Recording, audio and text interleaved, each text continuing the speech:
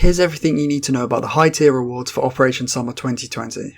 If you didn't see my video on the low tier rewards, click the card or the link in the description to have a look at that. First, the Leopard C2 is a 9.0 non-premium reward German medium tank with excellent firepower. The gun on the C2 is the same 105mm gun found on the standard Leopard A1 with the same ace reload of 6.7 seconds, except with the C2 getting access to DM33, a much better shell. Gen 1 thermals are available on the gunner's optic, and the C2's turret traverse is the same 24 degrees a second as the L44 and 4 degrees a second better than the standard A1. The mobility is comparable to the standard A1, which is decent, but not as responsive as other premium MBTs like the AMX30 Super or XM1.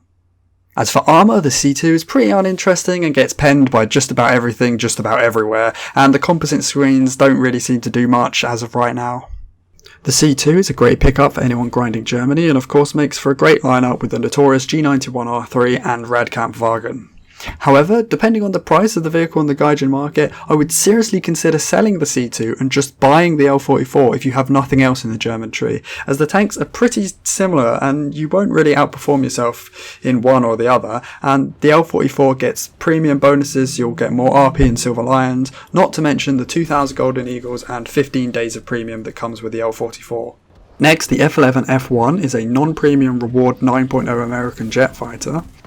The jet is incredibly fast for its BR of 9.0, and the plane has a great climb rate of 74 meters a second and is able to maintain a speed of 11,150 kilometers an hour on the deck, but with even a slight dive, you'll be able to easily hit Mach. The plane doesn't seem to really rip its wings from overspeeding, and in a complete nose-down dive from 10 kilometers, the plane caps out at Mach 1.39 and rips at 1,458 kilometers an hour. The flaps are only available in the landing configuration, but they can help with turning quite a bit. As for weaponry, the plane gets access to 4 20mm cannons, but I found they spark or did poor damage, which is consistent with my experience with the A4B guns, of which they are very similar to. The 4 AIM-9B missiles at 9.0 make the F11 great at taking down slow or unaware enemies. Keep in mind the F11 comes stock and the missiles are a tier 3 modification, so the stock grind is going to be tricky. I recommend using default belts as they have a better ratio of high explosive to incendiary, which means you can avoid getting the new belts modification until you get the missile upgrade.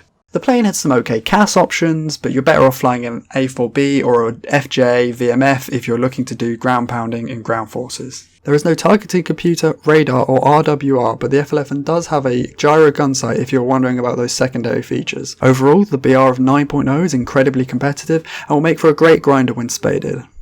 I also tried to shoot myself down, but couldn't manage to recreate the incident where the real F11 shot itself down.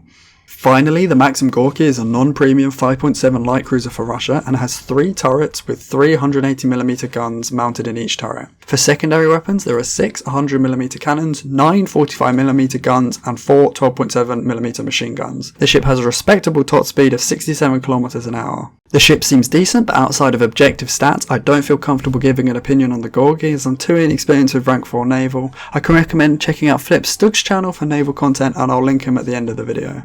If you enjoyed the video and you want to see more like it, consider subscribing, as YouTube stats tell me 0% of my viewers are subscribed, because I have 13 subscribers. Thank you for watching.